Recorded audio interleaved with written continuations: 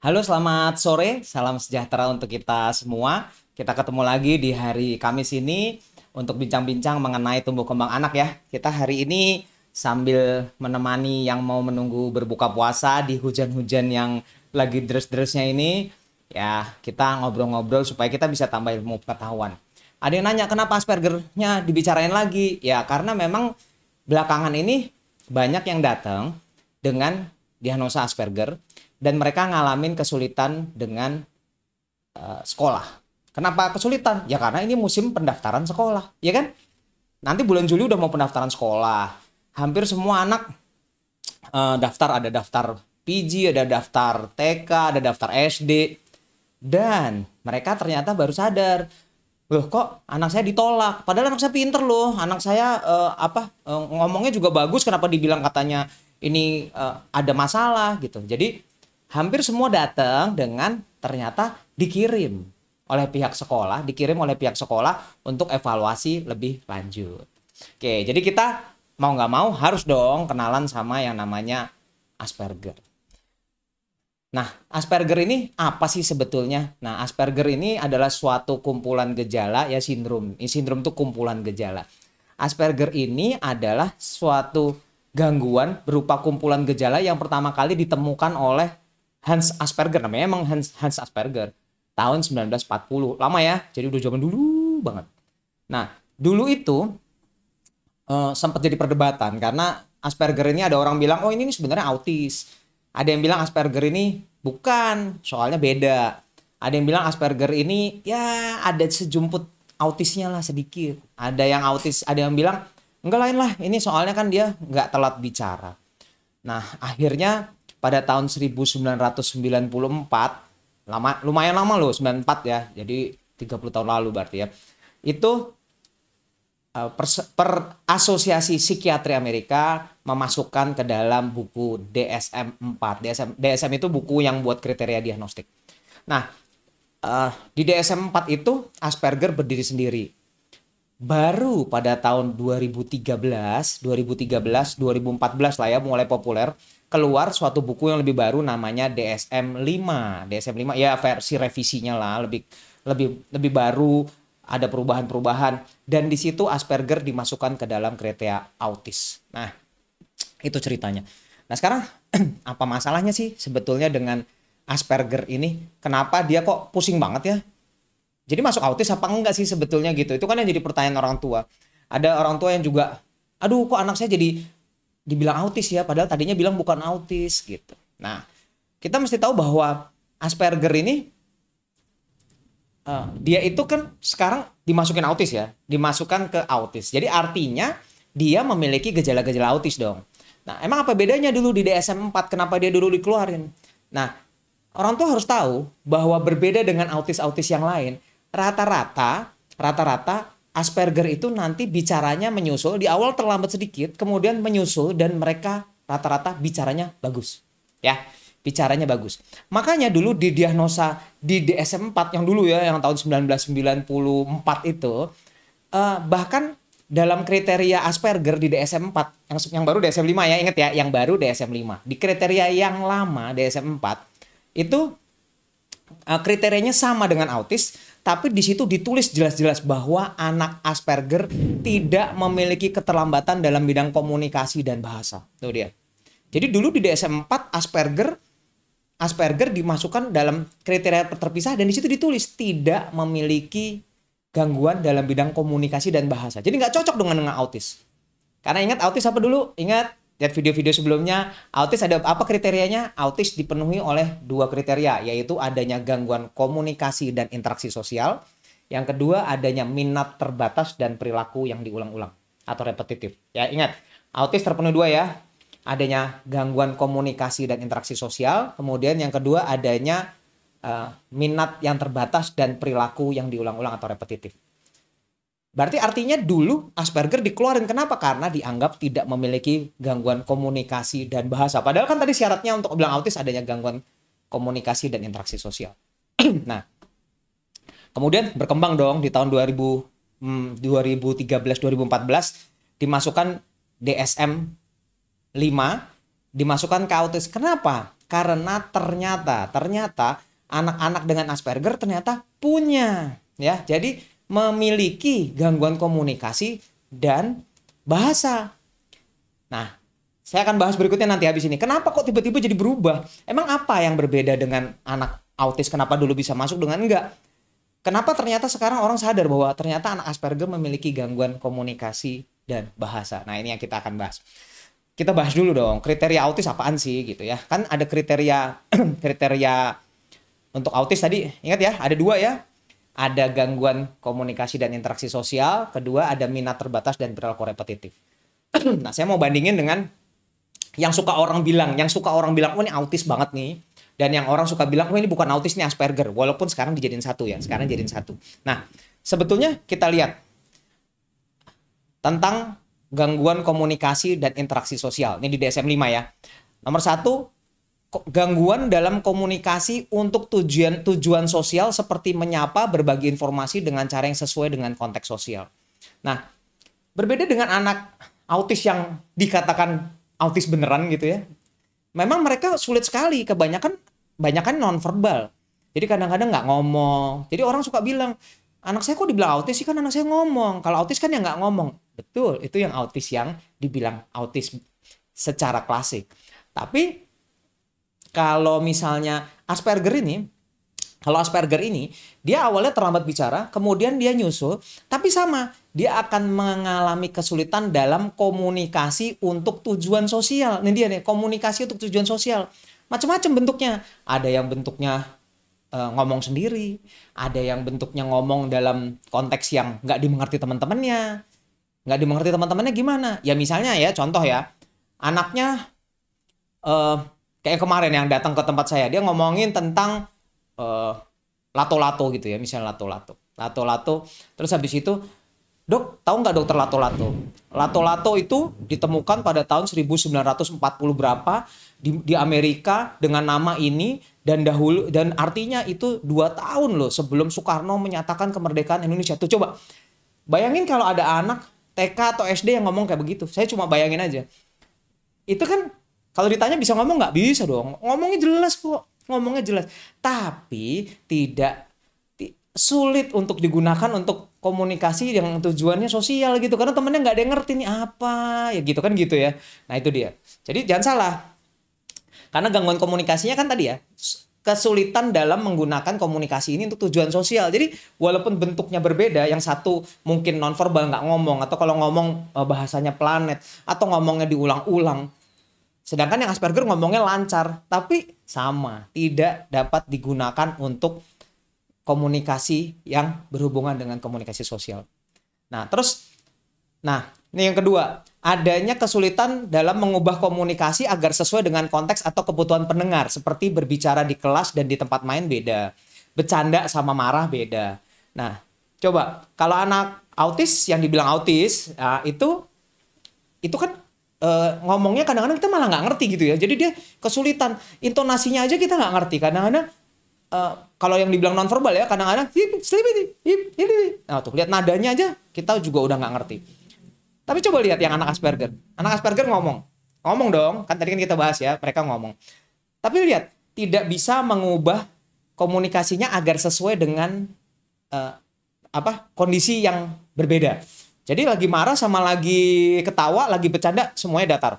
Pak dokter tahu nggak kenapa Pak dokter pakai jam seperti itu? Gitu. Kayak kemarin datang, mukanya datar. Pak dokter ke rumah sakit naik mobil apa? Coba.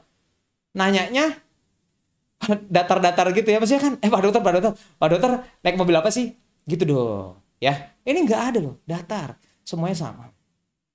Ketiga, kesulitan mengikuti aturan untuk percakapan dan bercerita, seperti bergiliran dalam percakapan, mengulangi kata-kata tuh ya, ngulangin kata-katanya diulang. Pak dokter tadi naik apa? Naik mobil, udah dijawab nih. Terus tadi naik mobil apa?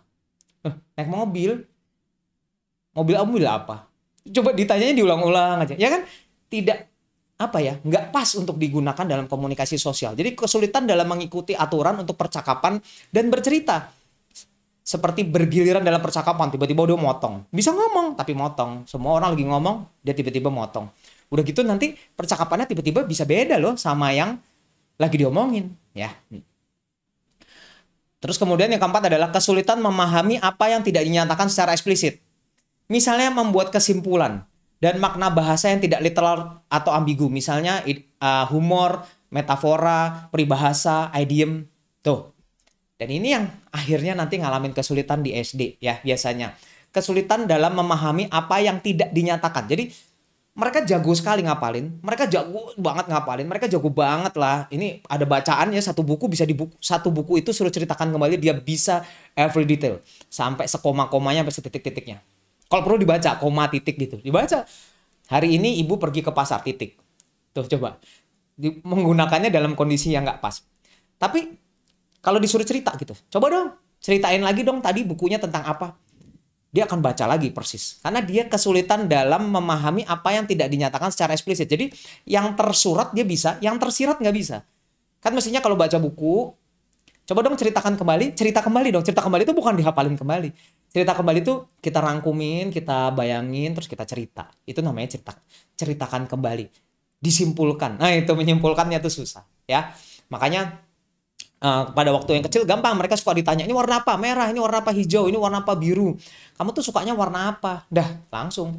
Hal-hal yang tidak tersurat, yang serba tersirat buat mereka itu suatu hal yang sulit, dan mereka akan sulit sekali dalam makna bahasa. Makanya soal cerita mungkin sulit, idiom, butterfly in the stomach gitu ya, itu kan aneh banget gitu ya, kupu-kupu di perut, humor, bercandaan, plesetan gitu ya, waduh nggak ngerti mereka gitu. Plesetan tuh susah bener loh ya. Tuh, jadi masih tahu bahwa itu kita lagi baru ngomongin gangguan komunikasi dan interaksi sosial loh ya. Jadi itu saja sudah membedakan antara anak yang memang kalau kita tahu gitu loh. Dulu yang seperti ini Asperger dianggap di luar autis. Sekarang kita tahu ternyata Asperger ini udah masuk dalam autis, karena walaupun mereka bisa bicara tapi tidak bisa digunakan dengan baik untuk komunikasi sosial. Dan ini yang sering datang dengan di sekolah. Di sekolah ada yang kemarin datang dengan, "Dok, ini anaknya pinter banget nih, ranking 1. Tapi kenapa di kelas main sendiri ya? Main sendiri, main bolpen-bolpenan, goyang-goyang, coret-coret badan." Tuh coba.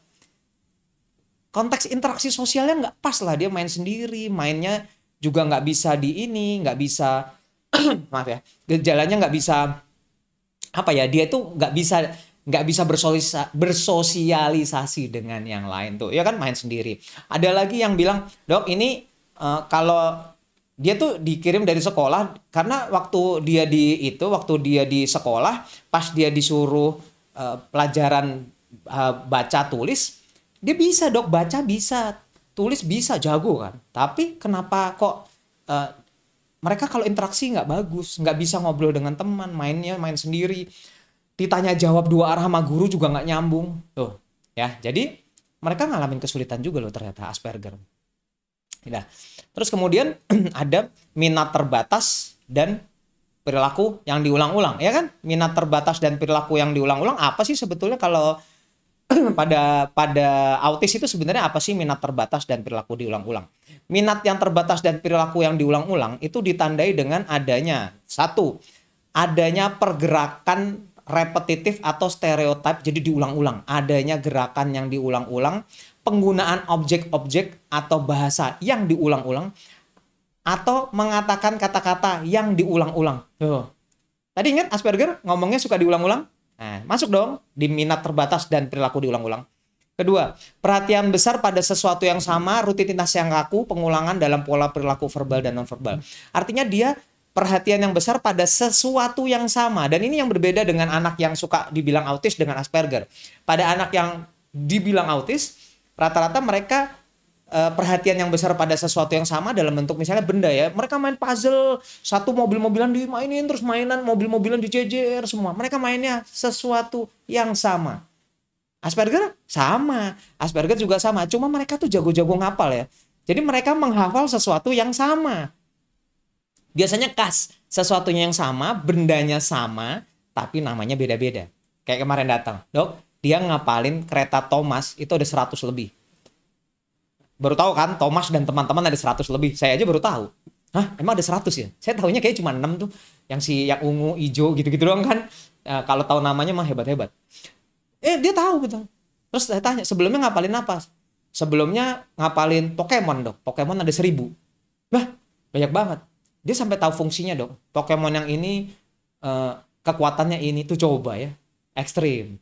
Terus habis itu kan saya juga kaget. Biasanya sih pada suka dinosaurus. Oh, kalau dinosaurus mah dari dulu umur 2 tahun, Dok. 2 tahun dia udah ngomongin dinosaurus. Umur 3 tahun udah udah ngapalin huruf angka tuh.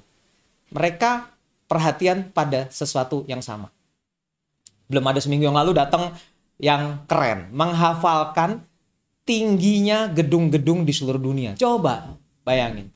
Bayangin aja, nggak usah dibayangin. Bayangin aja udah pusing kita ya. Tapi buat mereka itu sesuatu yang menyenangkan karena perhatian pada sesuatu yang sama. Ketiga, kelekatan atau pembatasan diri yang tinggi pada sesuatu ketertarikan yang abnormal. Preokupasi pada objek tertentu ya tadi. Ya kan? Kalau tadi perhatian yang besar pada sesuatu yang sama, rutinitas yang kaku, dia ulang baca sampai pinter. Dan kelekatan atau pembatasan diri pada hal yang nggak normal. Sama, Asperger tadi kan maksud saya. Kebayang nggak sih kalau di umur 3 atau 4 tahun terus dia ngapalin tingginya gedung gitu? Kayak yang kemarin umur 3,5 4 tahun tiba-tiba datang nanya sama saya, Pak Dokter gimana Pak cara jantung bekerja? Menurut saya orang kalau yang angkatan saya mungkin pernah bayangin si Dougie Hauser gitu ya. Mungkin Dougie Hauser umurnya ketahuan. Dougie Hauser tuh yang jadi dokter, profesor di usia muda belasan tahun. Tapi coba kebayang nggak? Itu anak mungkin akan suatu hari akan jadi begitu. 3,5 tahun nanya bagaimana jantung bekerja, gimana nggak takjub saya, hah ini nggak salah nih gitu. Nah jadi tapi kan gitu. Sekarang bayangin dia ngapalin begitu, terus dia ngobrol sama temennya yang umurnya sama-sama 3,5, ya kan bingung dong temennya. Nah yang keempat adalah adanya hiperaktivitas atau hipoaktivitas pada sensori tertentu atau tidak biasa. Misalnya senang dengan bau-bauan tertentu atau suara-suara tertentu. Nah yang Asperger ini begitu-begitu juga, cuma nggak terlalu jelas kelihatan. Ada Asperger yang bener-bener suka musik. Mereka jago-jago banget loh. Musiknya tuh jago. Kalau jago musik mah jago banget, udah nggak usah ditanya deh. Gitu. Mereka bisa main musik, dapat 1 lagu dalam 2 jam bisa lagu baru. 1 jam bisa. Orang nggak berhenti. 1 jam tuh nggak berhenti. Disuruh makan nggak mau. Disuruh sampai bisa baru berhenti. Nah akhirnya jadi kita tahu dong kesimpulannya bahwa ternyata nggak salah nih kalau di tahun 2013 Asperger ini dimasukkan ke dalam autis. Karena walaupun kelihatannya mereka oke-oke aja, mereka ngomong, ternyata mereka memiliki masalah interaksi sosial. Ya kan? Tadi main sendiri, ngomong diulang-ulang, topik yang nggak dimengerti oleh teman sebayanya, nggak bisa berteman, nggak bisa ngikutin perintah. Ini kan yang jadi masalah kan.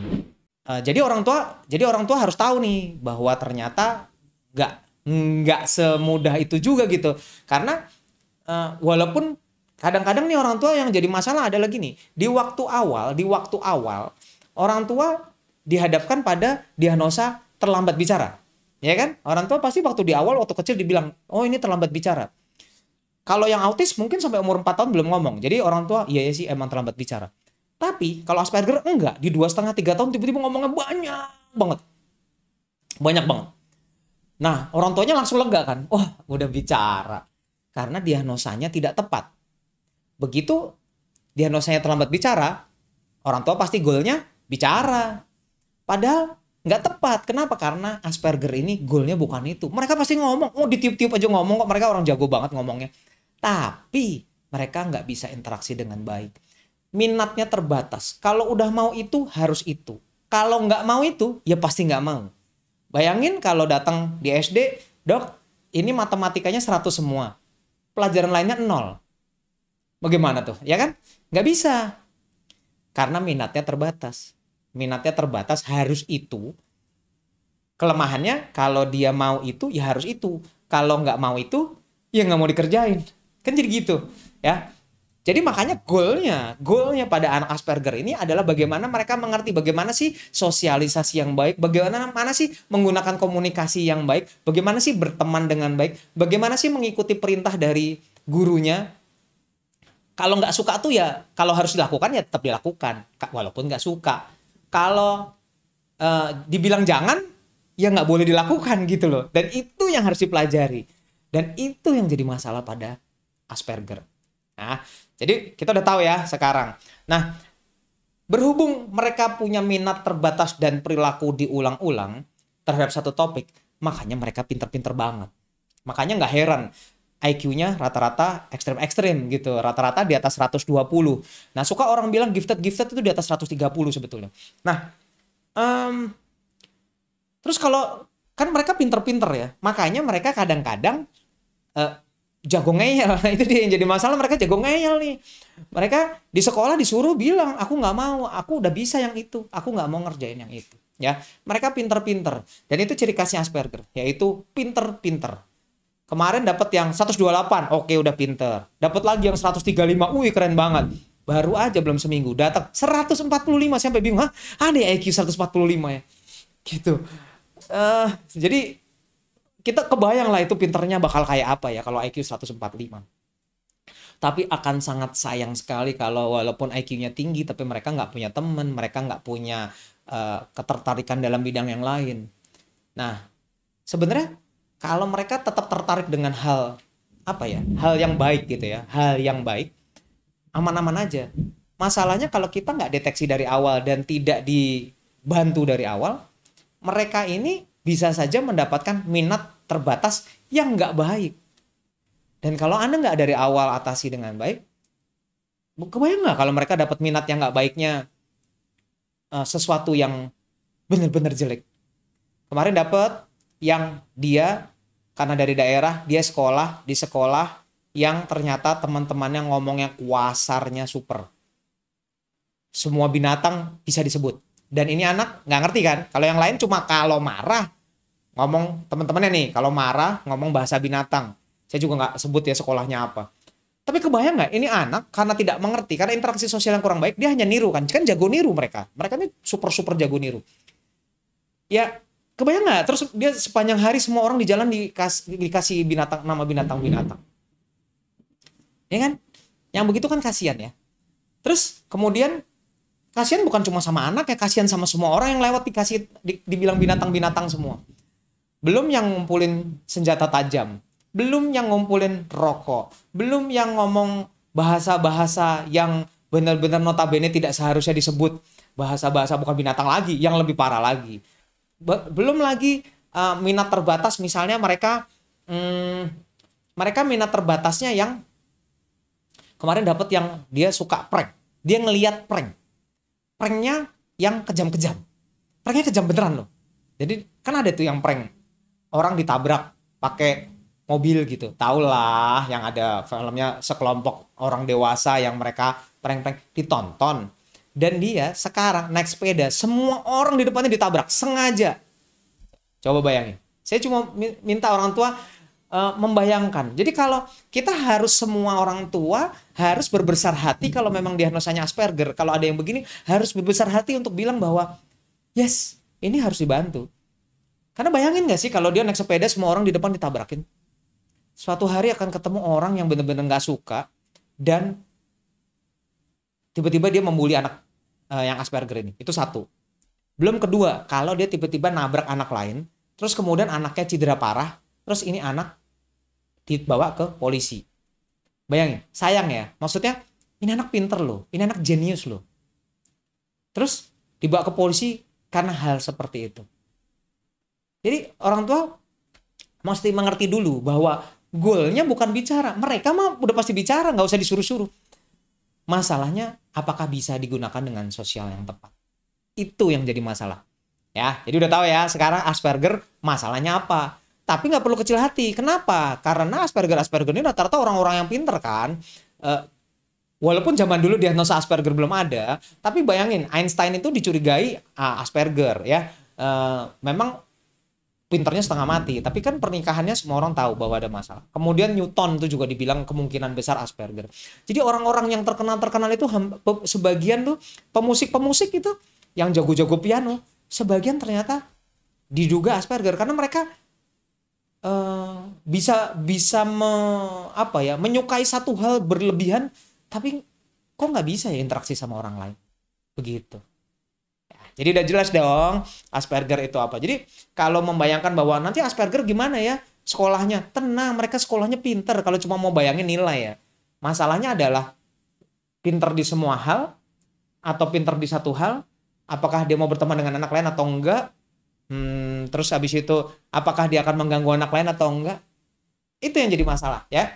Jadi ingat, Asperger di tahun 2013 di DSM-5 sudah dimasukkan ke autis karena semua kriterianya terpenuhi. Jadi jangan sakit hati kalau anaknya Asperger terus dibilang ini masuk ke autis di tahun 2000, di akhir-akhir ini dianggap autis.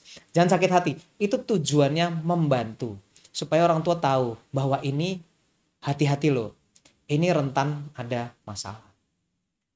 Nah, ini ada pertanyaan bagus ya. Apakah Asperger ini harus diterapi? Iya kan? Jawabannya sebagian besar iya. Berarti ada yang sebagian kecil enggak dong? Betul. Contohnya tadi pagi. Tadi pagi ada yang bilang, datang dong anaknya yang kecil. Yang kecil ternyata Asperger. Terus dia baru bilang, dok kakaknya kayak gini loh dok.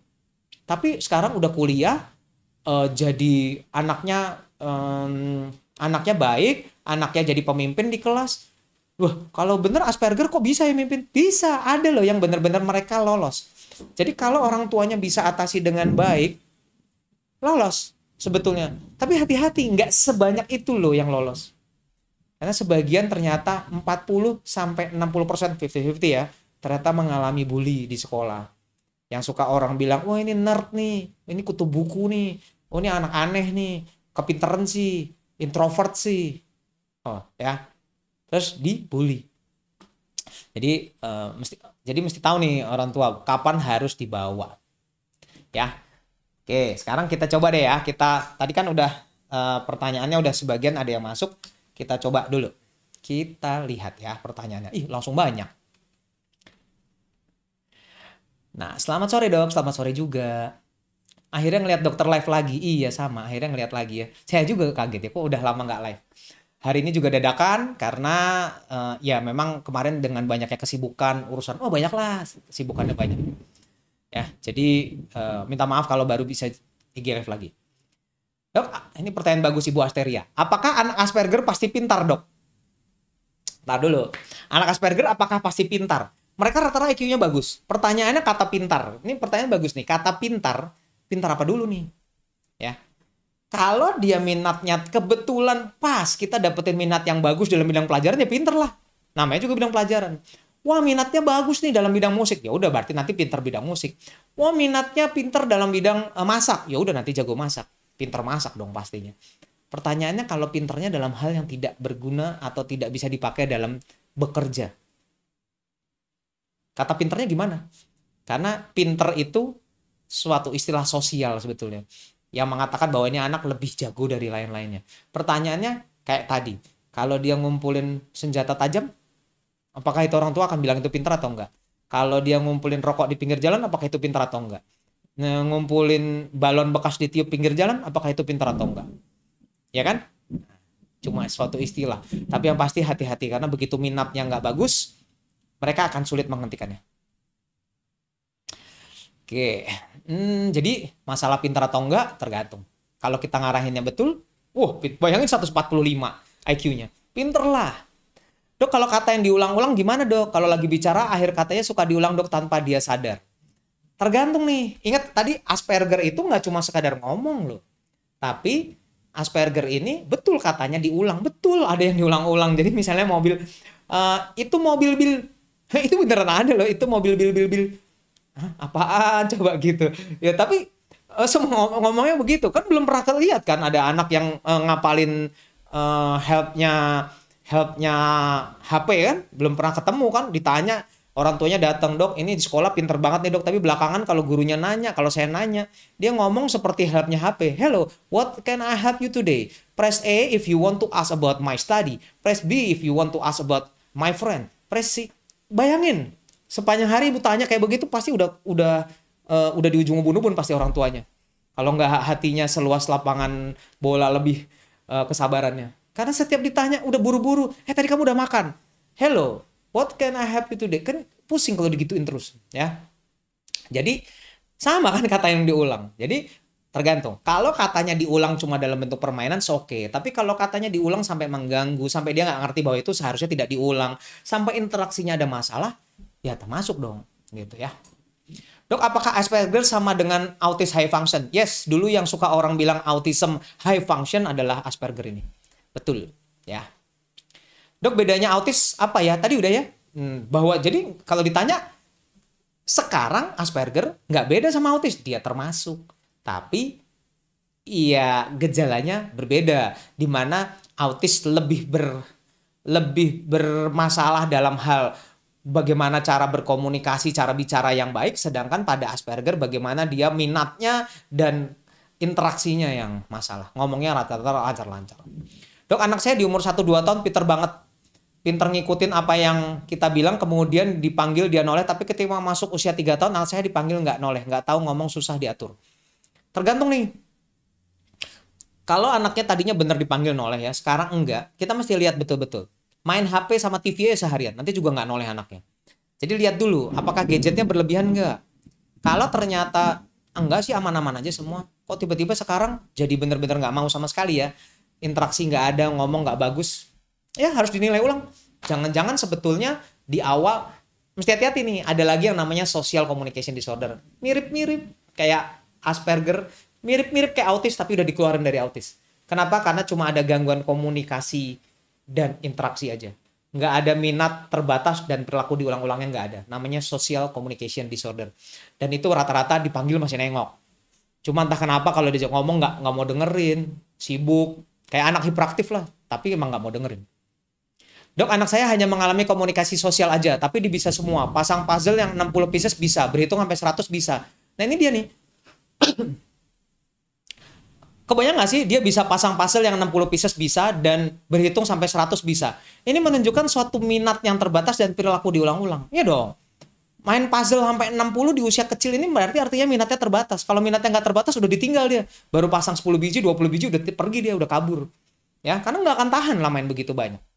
Sedangkan kalau yang apalagi ini berhitung sampai 100. Tapi ingat, berbeda dengan kita suka bilang bagus dong dia ngapalin. Buat saya sebetulnya ngapalin sih bagus-bagus aja.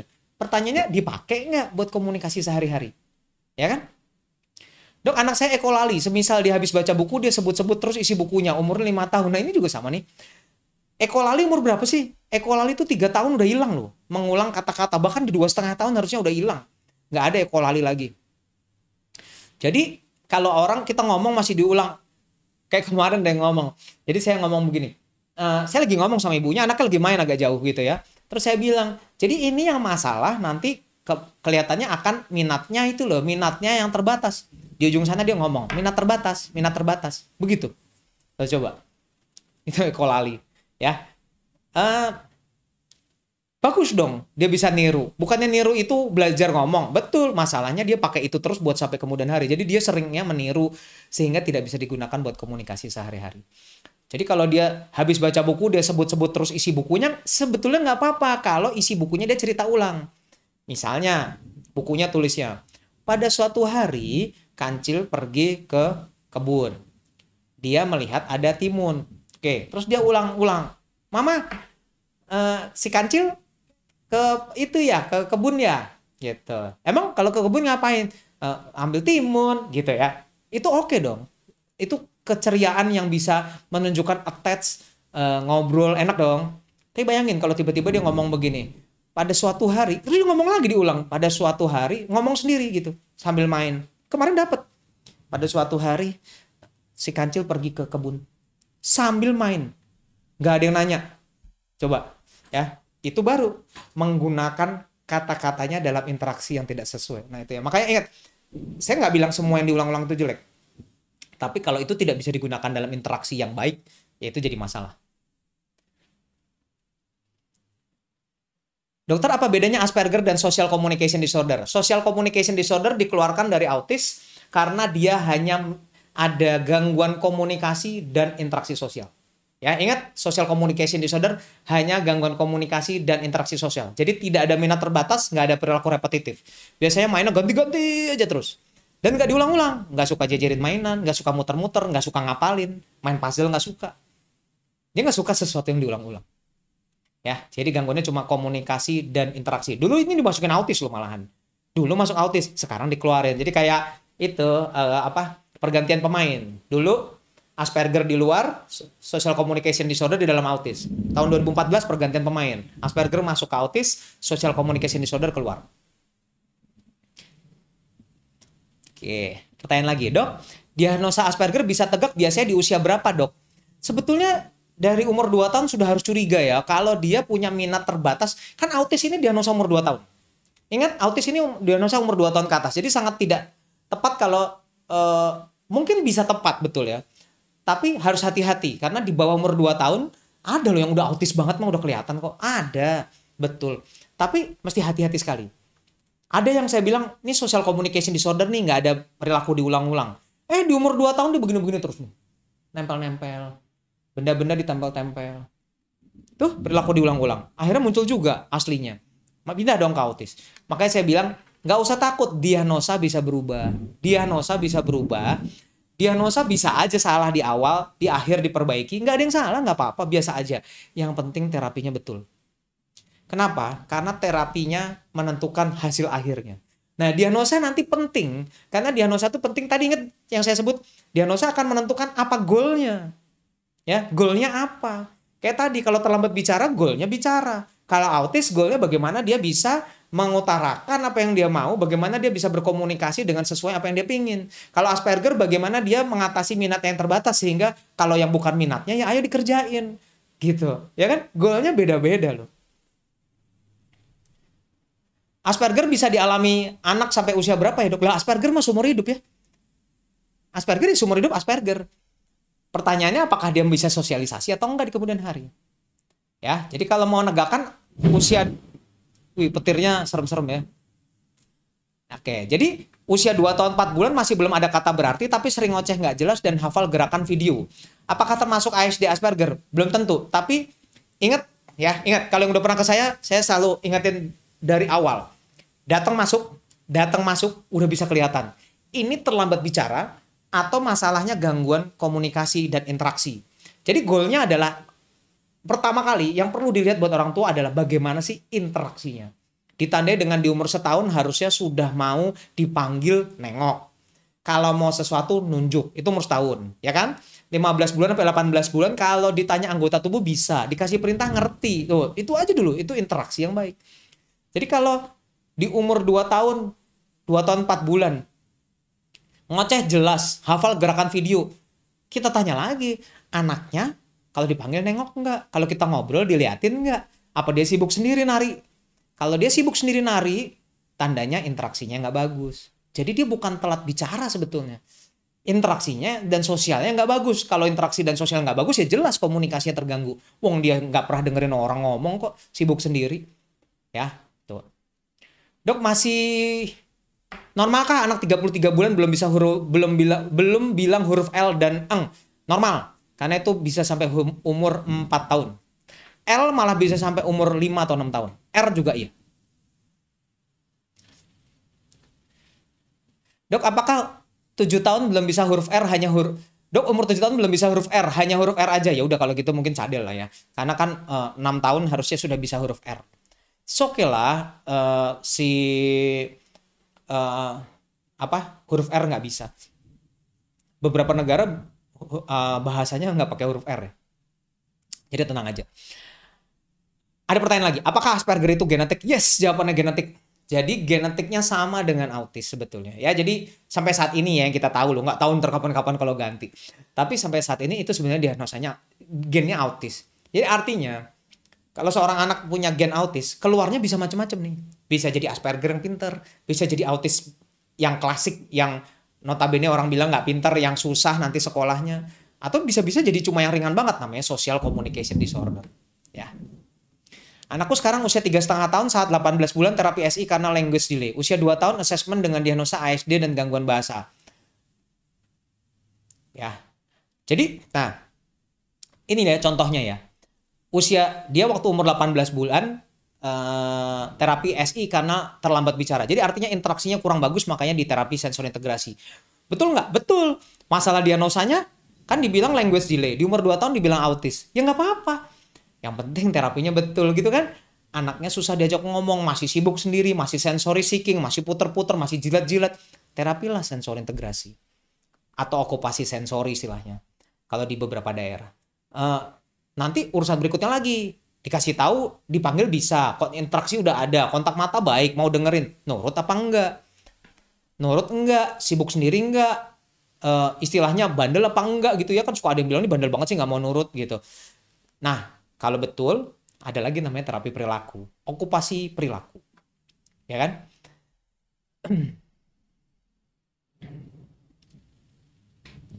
Dok, apakah kalau ukuran lingkar kepalanya kecil, angkanya sedikit di bawah normal, apakah itu yang membuat anak saya usia 2 tahun 8 bulan belum bicara dan belum bisa diajak komunikasi? Kalau iya, solusinya apa ya? Solusinya bawa ke rumah sakit terdekat dulu, ke dokter terdekat dulu biar dievaluasi. Tapi begitu mikrosefali, kepalanya kecil di bawah normal, ya sudah kita tahu. Kalau kepalanya kecil, otaknya ya kecil. Jadi artinya akan rentan terlambat perkembangan. Dan kalau lihat 2 tahun 8 bulan belum bicara, sudah terjadi kan? Jadi ayo, udah terjadi tuh nggak apa-apa, udah nggak usah disesali. Waduh, tahu gitu dari dulu, nggak usah disesali. Apa yang sudah ada, apa yang di depan mata, ya sudah, ayo dijalanin gitu. Nggak usah disesali-sesali, ya. Saya tahu ada yang datang, iya dok, saya nyesel dok, mestinya ini dari dulu saya udah dikasih tahu sih di umur 2 tahun kalau dia autis, tapi saya nggak nggak apa ya, nggak terapi karena saya agak denial. It's okay, semua orang pasti akan denial. Cuma sekarang udah harus berbesar hati untuk bilang bahwa yes, saya dulu salah. Yuk kita perbaiki. Itu yang penting. Kalau cuma nyesel doang nggak diapa-apain sih sama aja. Iya dok, saya nyesel tiap hari nangis dok. Terus saya tanya, udah mulai terapi belum? Belum. Lah itu gimana? Yang penting tuh ayo, udah tahu nggak pas ya ayo dibetulin gitu ya. Dok, itu anak saya dok, tersurat bisa, tersirat agak sulit. Yang suka baca buku, passionate dengan peta dunia dan bendera tuh ya kan. Maunya peta dunia, bendera. Bayangin usia-usia kecil sukanya peta dunia gitu. Saya udah sampai gede aja nggak suka peta dunia. Ya. Dok, anak Asperger susah diajak bercanda. Betul. Jadi nanti kalau suaminya susah diajak bercanda, tadi ada loh yang tiba-tiba istrinya bilang gini, dok kayaknya tuh suami saya deh. Dia suka tiba-tiba marah, saya juga nggak tahu kenapa marah. Oh gitu. Terus tiba-tiba udah selesai, tiba-tiba bapaknya bilang gini, dok, saya nggak bilang loh, bukannya pasti ya, tapi curiga nih. Soalnya tiba-tiba bapaknya bilang, iya dok, dia juga gangguan ini, gangguan pencernaan. Ini abis ngomongin saraf kok tiba-tiba dia ngomong gangguan pencernaan. Ternyata, iya dok, soalnya saya waktu itu nyari dokter di aplikasi apa titik dok gitulah. Terus abis itu dokter ada di situ juga ada dokter gastro yang bagus. Coba ceritanya panjang bener. Jadi abis dari cerita tentang kita ngomongin tentang Asperger gitu ya, tiba-tiba bapaknya ngomong, iya dok, anak saya ada gangguan pencernaan. Kok tiba-tiba loncat ya gangguan pencernaan, apa ceritanya gitu ya? Itu ternyata bukan yang ini lagi, itu kakaknya tuh kan bingung ya, hah, gangguan pencernaan. Kok Tato ngomongnya begitu, itu dia ya. Tuh hati-hati, social communication disorder. Kadang cerita melompat-lompat, tapi kalau diurut-urut tahu, oh ternyata dia ini karena sama-sama pakai aplikasi, jadi dia mau cerita bahwa waktu itu nyari dokter pencernaannya sama lo di aplikasi itu. Itu loncatnya jauh banget gitu ya. Kalau nonton sorry ya kalau diceritain di sini. Tapi itu dia. Di goal akhirnya adalah bisa-bisa mereka mengalami hal-hal seperti itu, di mana tiba-tiba loncat. Nggak semua orang ngerti loh. Ya, nggak semua orang ngerti. Berhubung saya juga begitu, maksudnya saya bukan Asperger sih, tapi suka loncat-loncat ngomongnya gitu ya. Jadi ya saya sih tahu sih tadi. Saya langsung tahu. Saya tahu nih Bapak maksudnya apa. Bapak maksudnya kan lihat di aplikasi yang itu, sama-sama lihat, terus habis itu Bapak nemuin dokter di aplikasi itu dan dokter itu ahli pencernaan, terus Bapak baru cerita kan ini ahli pencernaan. Iya betul dok. Tuh coba. Ya, oke, nggak apa-apa. Tapi kan nggak semua orang bakal mengerti itu. Tapi it's okay lah, it's okay. Maksudnya moral story-nya. Mereka itu Bapak baik-baik aja tuh, kerja baik-baik aja, nikah baik-baik aja, istrinya ya memang harus hatinya juga harus apa ya, harus menerima juga. Maksudnya ya tadi dia bilang, iya dok, nih papanya suka tiba-tiba marah, saya juga nggak tahu kenapa marah tuh coba ya. Lucu juga sih. Tapi ya bisa dimengerti lah, maksudnya bisa dimengerti dan balik lagi nggak bisa kita juga nggak bisa kita mengubah gitu ya, nggak bisa loh diubah drastis, nggak boleh gitu, harus gitu, nggak, kita yang mesti bilang ngubah orang tuh nggak gampang, kita yang menerima pernikahan tuh, kita yang nerima, habis itu kita bantuin bagaimana memperbaikinya. Anak juga sama, kita terima. Jadi kalau anaknya misalnya ada Asperger gitu ya, terus nggak mau ngerjain, dimarahin, kamu tuh harusnya ngerjain. Bukan begitu. Ini dibantu loh. Yuk ada terapi perilaku biar dia ngerti. Yuk anaknya dibantu. Apa sih yang kamu nggak suka pelajarannya? Kenapa nggak suka? Itu loh yang ditanya tuh. Biar dia cerita apa sih isi hatinya. Kan dia kan nggak bisa ngutarain. Dan itu yang kita coba gali. Begitu kita bisa gali, dia bisa cerita. Nanti di satu titik kita akan tahu banget. Bener-bener tahu banget minatnya apa. Ini kunci akhirnya, Asperger. Begitu kita bisa dengar dia cerita, begitu kita tahu apa isi hatinya, apa isi pikirannya, kita bisa ngikutin. Nanti kita tahu minatnya apa, dan dia pasti sukses di minatnya itu.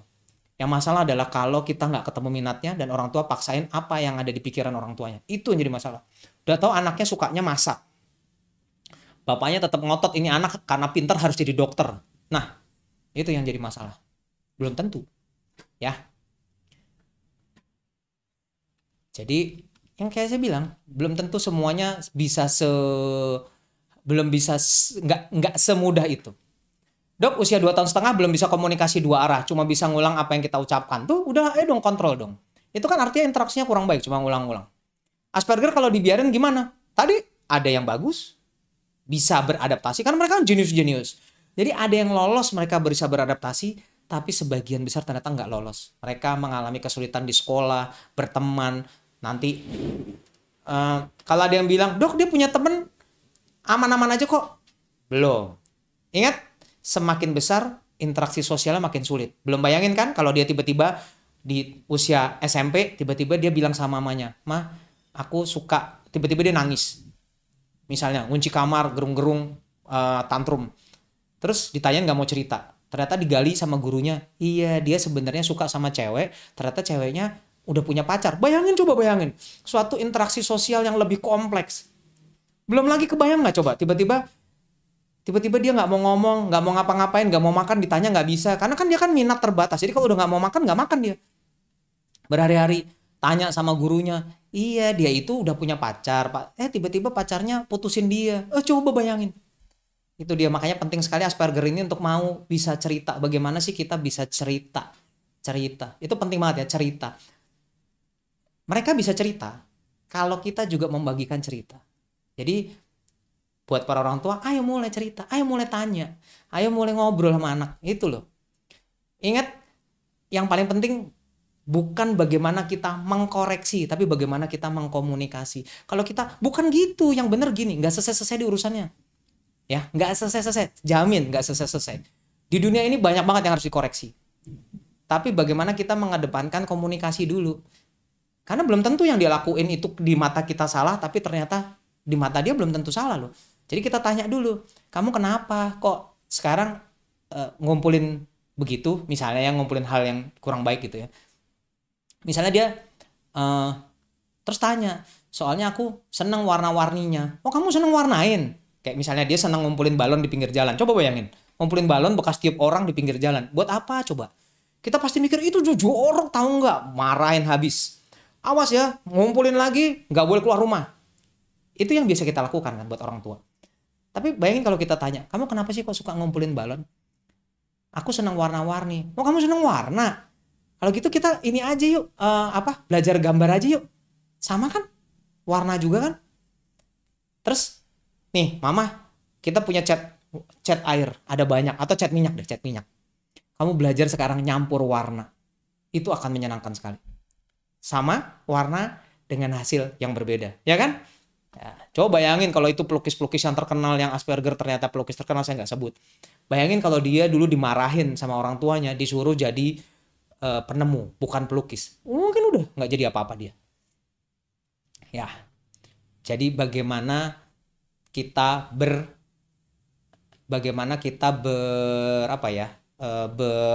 bagaimana kita mengkomunikasikan.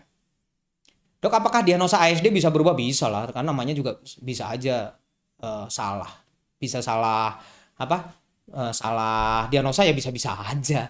ASD berubah ternyata belakangan Asperger baru ketahuan. Wah, ada saya waktu awal datang ASD banget kok, semuanya diketok-ketok begitu. Terus 5 tahun kemudian datang, baru tinggal di daerah, balik lagi ke Jakarta. Baru duduk, datang sih batuk pilek. Kan saya bilang, ini bukan yang dulu telat ngomong, sempat curiga autis. Iya dok. Terus sekarang lancar banget ngomongnya, saya bilang, udah curiga nih saya. Kok autis bisa lancar banget? Terus, iya dok, tiba-tiba dia ngomong banyak loh.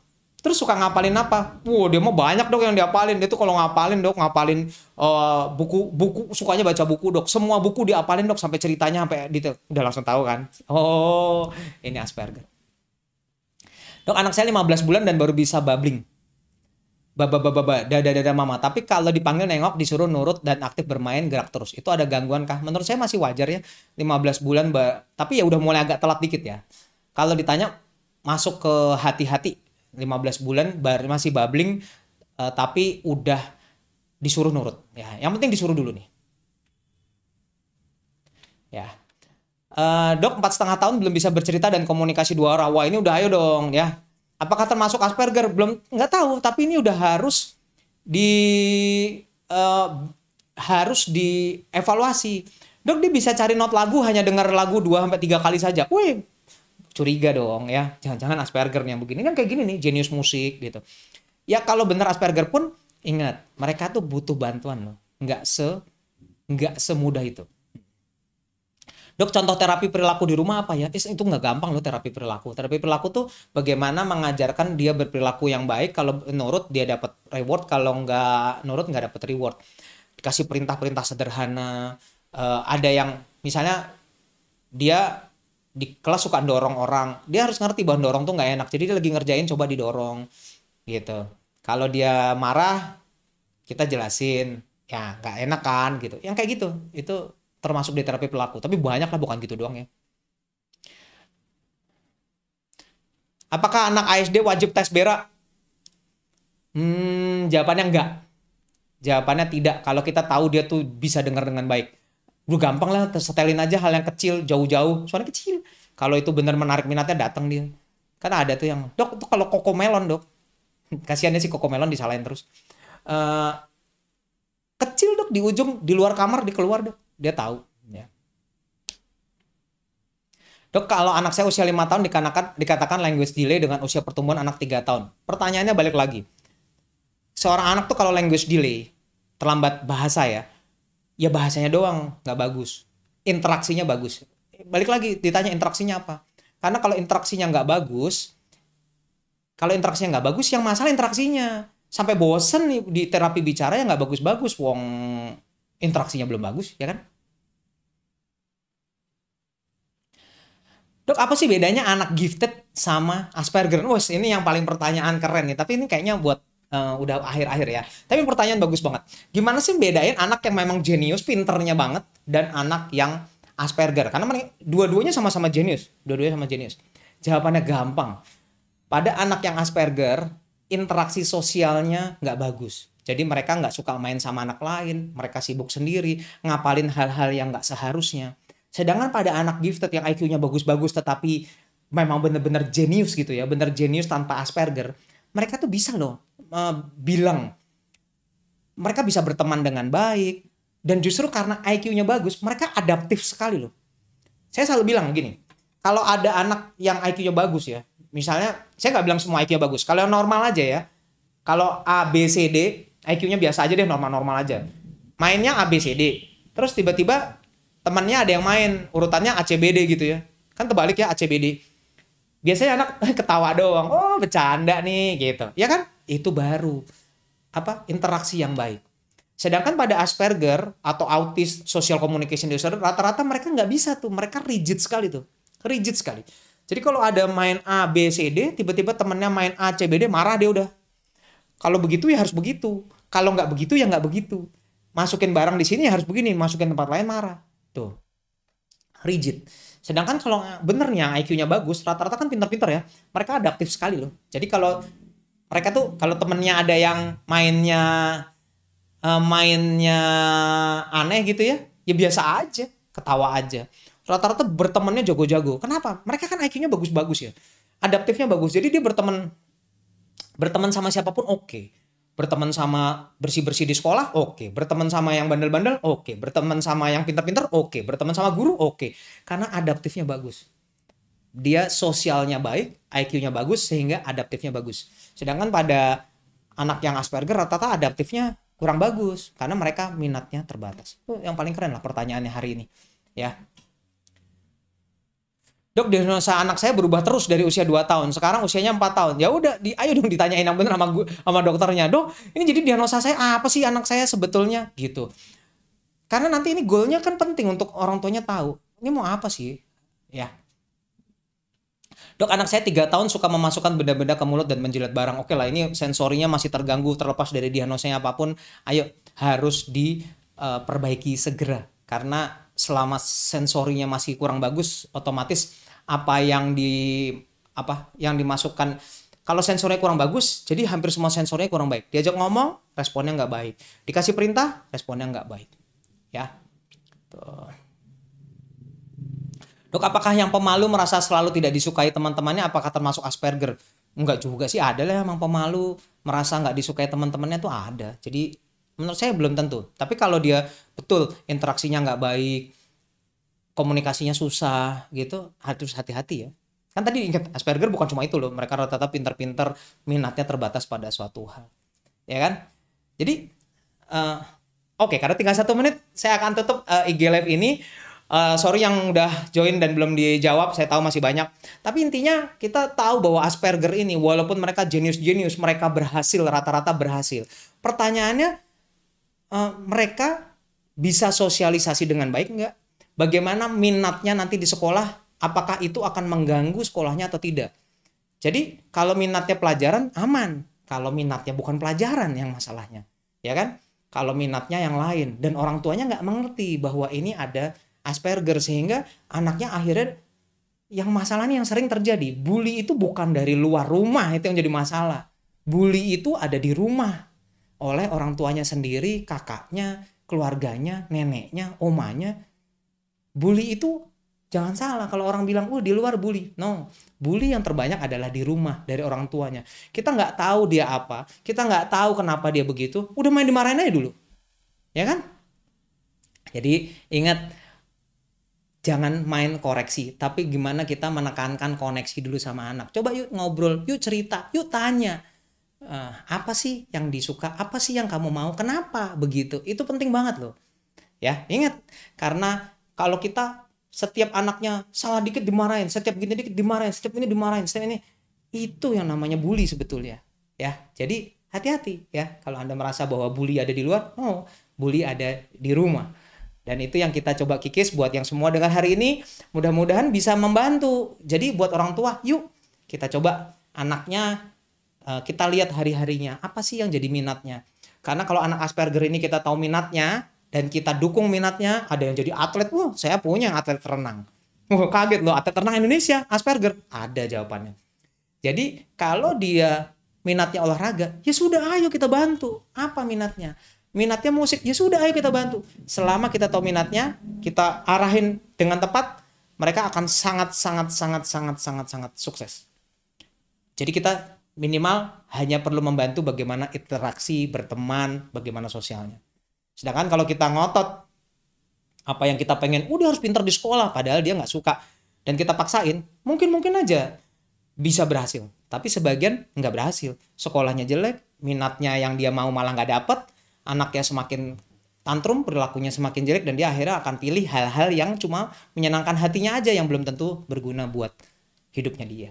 Ya. Oke, jadi mudah-mudahan buat orang tua hari ini bisa mengerti apa sih masalahnya Asperger. Walaupun mereka pintar, ternyata mereka punya hal-hal di luar yang ada di pikiran kita. Ada hal-hal yang mungkin kita belum bisa ngerti, tapi ya itu dia. Kita coba cari tahu hal apa sih yang kita nggak ngerti, dan kita coba bantu mereka. Mereka tetap butuh bantuan, sampai kapanpun mereka tetap butuh bantuan. Bisa kecil, bisa banyak, tapi yang pastiin buat para orang tua selalu ada di samping anak-anak kita. Terlepas dari apapun, mau lebih, mau kurang, tenang. Semuanya udah dikasih Tuhan untuk dimanfaatkan dengan baik. Terlepas dari itu menurut Anda kurang atau enggak, tapi jamin deh, itu semua kelebihannya mereka. Oke, mudah-mudahan apa yang saya sampaikan hari ini bisa berguna, bisa dipakai buat para orang tua membantu anak-anaknya yang Asperger atau dengan kebutuhan khusus lainnya. Oke, salam sejahtera, sampai ketemu lagi di pertemuan berikutnya ya. Bye-bye.